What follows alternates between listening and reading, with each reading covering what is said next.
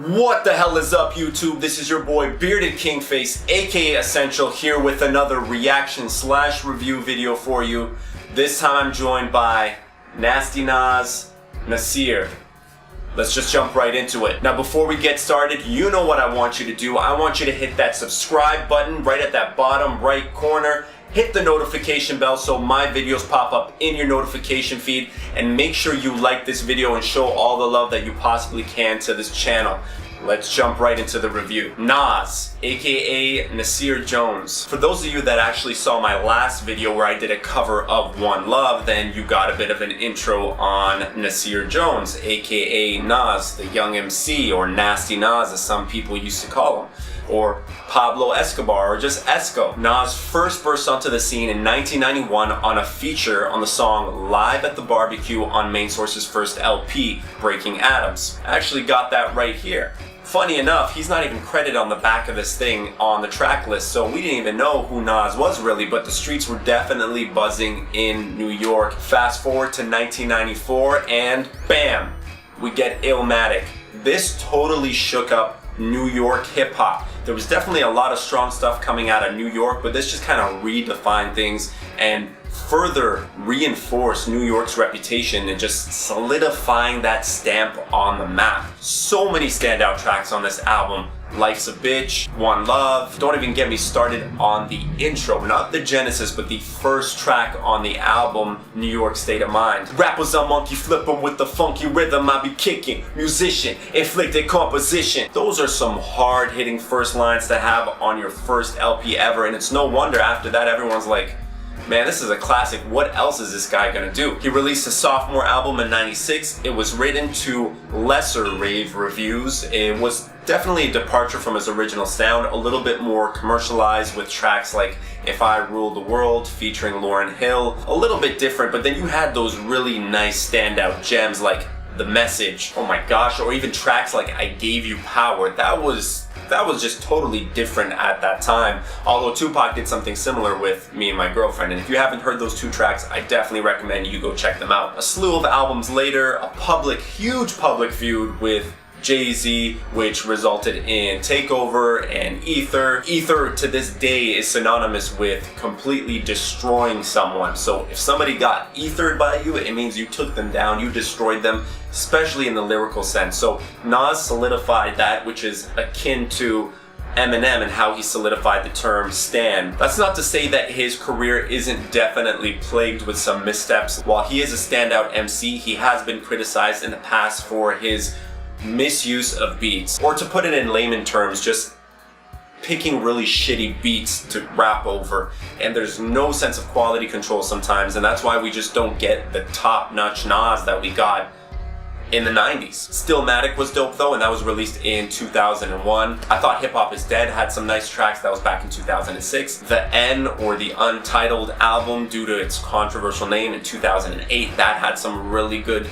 standout tracks. And after the whole beef with Jay-Z even blew over, if you think about it nowadays, people praising Jay-Z to be so woke and doing that grown man type rap with 444, Nas has been on some grown man type shit for quite some time. Now, of course, we were definitely surprised when Kanye announced with his slew of album releases that June 15th, Nas, that was his exact tweet. We're like, what? There's gonna be a Kanye produced Nas album, 7 tracks only, nice and short and sweet. Illmatic was only 10 tracks, so there's no telling where this could possibly go. And if you don't include Genesis, which was more like an intro, Illmatic was only 9 tracks, so they're actually quite close in length. Is it possible with Kanye's production and his backing, Nas is going to be able to do something incredible that we haven't heard in quite some time? Not to mention that it's been 6 years since Nas's last released in 2012 with Life Is Good. The last time I heard them on a track together was on Hip Hop Is Dead on the track Still Dreaming, which I thought was a great standout track. We had Nas delivering some standout verses, we had Kanye doing a standout first verse actually starting off the song, and we had Chrisette Michele in the hook, and you know, who knows where this project could possibly take us. So without further ado, let's get into this. Now this is the first track called Not For Radio featuring Puff Daddy and 070 Shake. Escobar season begins. Kansas shit only. Scared motherfuckers. Black Kemet gods, black Egyptian gods, summoned from heaven, blessed, dressed in only go yard. Shoot the ballot box, no voter card, they all are frauds. Senegal's finest, John Fitzgerald me, the industry never bought me. Phil make you reveal who you really are. So right there, he mentioned exactly what I mentioned in my intro. He just never had radio-friendly play and radio-friendly tracks, and that's plagued Nas for a long time, so I'm not surprised this track is called Not for Radio, but definitely getting a Black Republicans type vibe on the beat. A lot slower in the BPM, but that kind of vibe is what I'm getting, just something really majestic. I think they scared of us. I think they scared of us, yeah. Cause we forced the proclamation. Fuck your proclamation. SWAT was created to stop the Panthers. Glocks were created for murder enhancement. Make you pussy, make you a snitch, make you rational moves, or even turn you to fool. Yeah! Classic Puff, yelling over the track. Hey yo, that's why they be killing us and shooting us. That's why they feel uncomfortable around us. Cause of our greatness. Alright, so Not for Radio is a nice start to this album. I have a feeling it definitely sets the tone for it. In terms of subject matter, we're exploring a lot of the things that we saw in his Untitled album, or The N. A lot of socio-political commentary, talking about black excellence, race issues, the way blacks are depicted. Puff Daddy coming in and screaming and yelling is... it's always fun to hear. I thought 070 Shake's performance on it was also nice, although she was quite, I think, overshadowed a little bit. It wasn't as strong as I was expecting from her. Based on every Kanye release so far, her work has been incredibly strong. This was a little bit more bland for me. Alright, second track, Cops Shot the Kid featuring Kanye West. You be trying to get home, you know, when your crew runs it. Richard Pryor? Out in front of the store or something.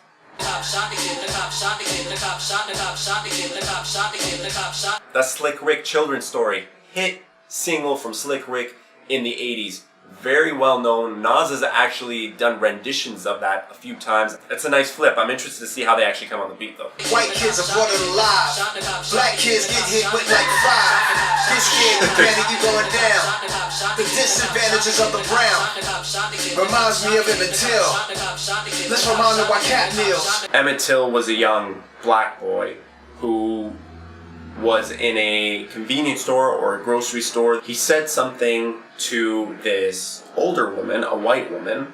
Now, she either mistook or lied what he had said to her. He told people that this young black boy catcalled me or whatever. A few men came to his home later on after he had gone home. I think he was followed. Took him from his home, took him from his family, beat him to death. So bad that he was not recognizable. It was hard to recognize the body. And then it turns out at the end of the story, many years later, when this woman confessed that she actually lied and that this kid died for absolutely no reason because of her stupid relatives or whoever it may have been. It's a messed up story, but it just goes to show that not too long ago we were dealing with these issues, and we still are to a certain extent, not only with blacks, but other minorities as well, myself being one. The only thing we can do is make strides to move forward and evolve and make progress. Tell me who do we call to report crime? If 911 doing a drive-by, it's certain things I can't abide by. I ain't being extreme, this is my side. The cop shot the kid and still hear him scream. Alright, Cops Shot the Kid. Like I said, it seems like this album so far is really following the path of what Untitled was doing. And it's going in the same direction, a lot of political commentary, but we know Nas has been on that grown man, mature, conscious, so-called woke, they call it nowadays, tip. We can see especially contrasted in Kanye's verse, which is definitely a strong verse here. I think it really suited the beat. It complemented the subject matter of Cops Shot the Kid with that Slick Rick sample flipped over. They're trying to make something of themselves and have a life, and the cops shot the kid.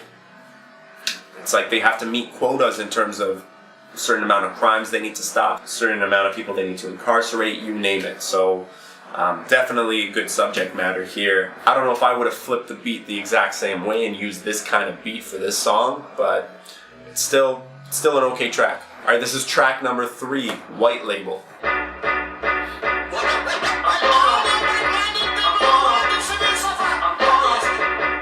Chin grabber, neck choker in her mouth spitter, mouse ripper, ass gripper, that dig you out nigga. I ain't gon' hold you. Old head gave me old news. I don't owe you. Shoulda heard when I told you. My nigga high said it's me. I drive them all crazy.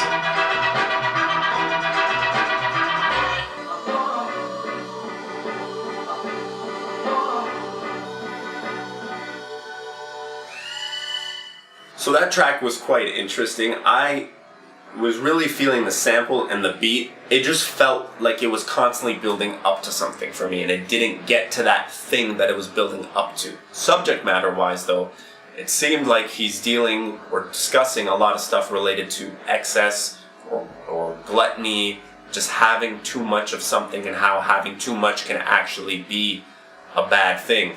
There were some interesting references in there as well. Too much drugs, too much sex, too much material possessions. Funny enough, there was actually a reference to his daughter's makeup line called Lipmatic as well, of course named after Illmatic, so I thought that was a nice touch just throwing that in there if you caught it. I just wish this track would have built up to something, though I really liked it as it was. I always felt like I was on the brink of something. Alright, this is track number 4 featuring Tony Williams called Bonjour. I should be more mature, sure, I'm spoiled. Hit up the south of France after tour. Bonjour, how many girls pre-bake? Want her ass the fattest, beat it, thriller jacket. A street metaphor of your dog, piss on the floor, put his nose in and check these niggas from the door. She didn't see me coming, now she's an eyewitness. They say les bons tours roulés, say ah so the kids could play.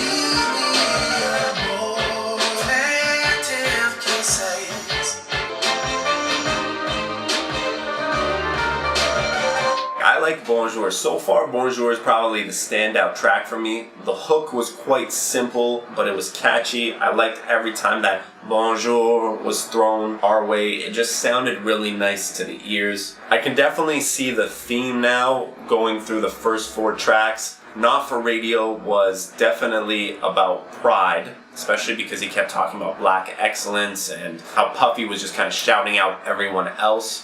So that was definitely about pride. Cops Shot the Kid, Wrath, White Label, like I said, that was gluttony. Bonjour sounds like lust to me.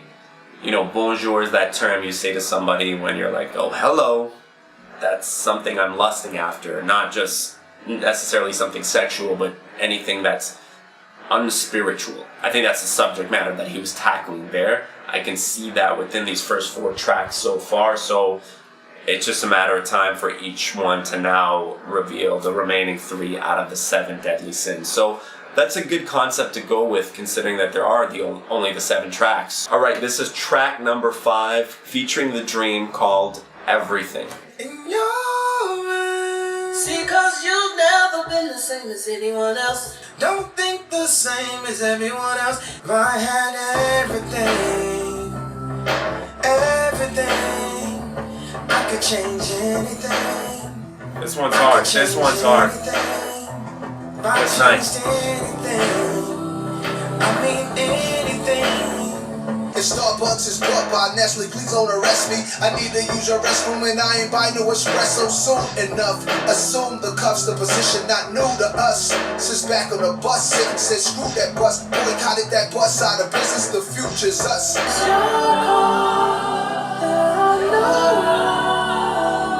See, you'll never conclude with anyone else.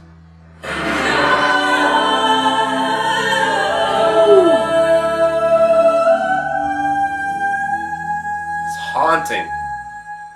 Damn, okay. Everything is sort of edging out Bonjour for me in terms of being my favorite track so far on this album. Definitely some of the best, not necessarily rhyming, but flow over a beat that I've heard from Nas in quite some time. And funny enough, it's not such a quote-unquote typical radio-friendly track, but this is the most potential for a single Nas has had in a minute. If there's any song on this album so far, it's either Bonjour or this one. There's definitely some uncredited additional vocals on this. Kanye West, I think I heard Kanye West singing somewhere in the hook as well, especially he started off the track. And those vocals at the end sounded like 070 Shake, though I'm not quite sure if they were her. It might have been someone else sitting in the back of the bus, so of course that's alluding to Rosa Parks and the strides that she made in fighting for those rights. There was also mention of the Starbucks incident. In terms of the theme of the album, the song's called Everything. When you have everything or you want everything, what deadly sin is that? Of course, greed. That's also quite obvious in the final lines of Nas's second verse, where he says some people could have everything and feel like they don't have enough, or that they never have enough. There's our fifth one. So far we've had pride, we've had wrath, we've had gluttony, we've had lust, and now we have greed. I can only guess what the next track is going to be about. Alright, this is track number 6, Adam and Eve. No! No! No, Kanye, you didn't. No, Nas, you didn't. Just no, you can't take that. That is an old Persian classic rock song from 1974 by Kurushe Yahmai, and it's called Goleyah, or the ice flower, or the frozen flower. Beautiful, dope ass song, and I myself actually flipped that song and used it as a sample for my own track in 2008 called Lost Youth. So 10 years ago, over 10 years ago, that was May of 2008. I believe I'm the first person to ever sample that track, and I will go down that way. But no, you cannot use this, Kanye. I don't care what Kim Kardashian is telling you, who you learned about this sample from, but that has deep ties to my family, to my culture, and you can't just use it as something you were digging in the crates that you found and you're like, this sounds great, let me just throw this on. It has a lot of meaning, and you know what? You know what? Just for that reason, I'm gonna react to my own song, and you're just gonna love it. This is how you pay homage to this song. Use the vocals. She said she was a Gemini, that was when I remembered I am a Leo, meaning that we go together very fine. Yo, the stars were never lie, so my feelings are clarified. This girl, she had a smile that was so much sweeter than cherry pie. I was very shy in the car. It was clear to me my feelings were rejected. Walking home, I thought of elementary and Pixie Sticks. I miss the days of Cudi machines that wanna kiss me. Back then $1.50 would probably give me 3 pops of 50 lollies easy. If you recall, then come on holler with me. You can also find the YouTube link to when I posted this about 10 years ago, May 2008. That YouTube video is there as well, so go check it out. Chip off the shoulders of soldiers on a grizzle. My granddaddy Mac Little married Danny Little. They passed down wisdom, blessings were given. Pray my sins don't get passed to my children. I made a killer. Adam and Eve, fall too far from the apple tree, apple tree. What come first, piece of the paper? Before I had a piece of paper, peace was in my favor. Before I sat to eat at the table, it had leeches and traitors. Cut the fat from the meat. Now this part's different. Alright, flip that a little different.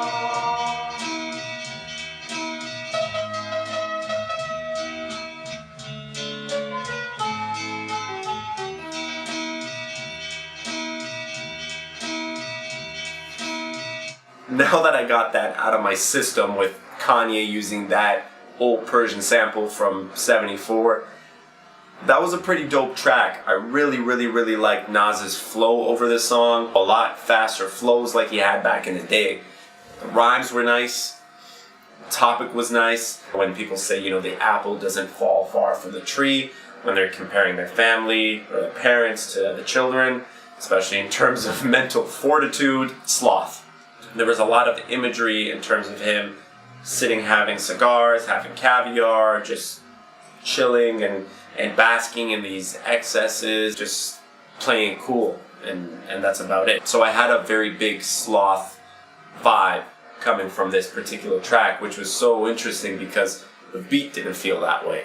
So there was that juxtaposition there. Either way, I thought that was a pretty dope track. Alright, this is track number 7. I guess since we're at the end, we've already covered the other 6. This is definitely going to be about envy, and the track is called Simple Things.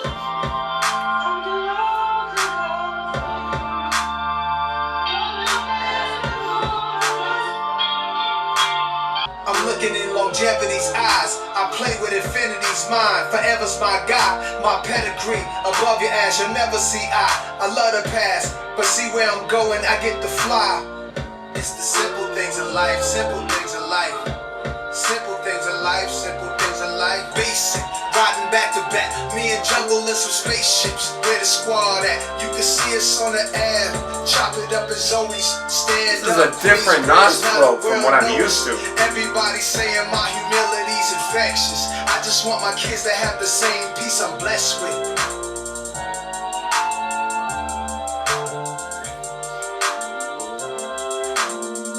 Okay, that ended a little abruptly, but remember what I said about everything and how that could be a possible single for Nas? I think Simple Things, had it been a little bit longer, or maybe even its short form right now, just the way it is, that could definitely be single worthy for Nas. There were a few lines thrown here or there about jealousy and his exes now being someone else's main and things like that that were thrown around. So definitely jealousy, envy was a theme. Great beat. I love the production on this. Nas's flow was great in the first verse. The way he switched it up when he started the second verse, that was a different flow from what I'm used to hearing from Nas, and it did sound really nice. I did like that. Overall, I think this album was a good album. It has the potential to be a great album. There was a little bit of fat that needed to be skimmed off or cut right off, to quote his line from Adam and Eve, if you caught that. Definitely in the first half. I think tracks 4 to 7, so starting all the way from Bonjour to Simple Things right at the end, that was solid. I like Nas's flow in the last couple tracks too, really strong. It's what I wish I would have heard from him in the first few tracks as well. Maybe track 1, 2 especially, and potentially White Label as well, but 4 to 7 was really strong. I could put that in some classic Nas material with time, especially Kanye's production behind that complemented him really well, and he flowed well on that. As far as where I would rate this in his discography, I don't know yet. I have a feeling this is an album that I'd have to go back to and listen to a few times before I have final thoughts on it. That's exactly how I felt about Ye, actually. After the initial review, I had to go back and listen to it a few times. This is definitely not Nas's best work, but it is a great step in the right direction, and I love the fact that he went with the 7 deadly sins, or the 7 original sins theme, and he carried that throughout, and you could technically pinpoint quite accurately which song was related to which one of these particular deadly sins. So I thought that was a really great theme to go with. Very original compared to everyone else, because he knew it was 7 tracks, so he rolled with it. He's like, all right, let me turn this into a theme. Let me make it a concept if I can. So again, my overall rating for this thing is that it's a good album. Anyway, YouTube, this was your boy Bearded Kingface, aka Essential, with a review/reaction of Nasir by Nas. If you like this video, please make sure to hit the like button, aka the thumbs up. Hit the subscription, the red one right at the right corner, and that gray notification bell right next to it, so my videos pop up in your notification feed. And until next time, peace.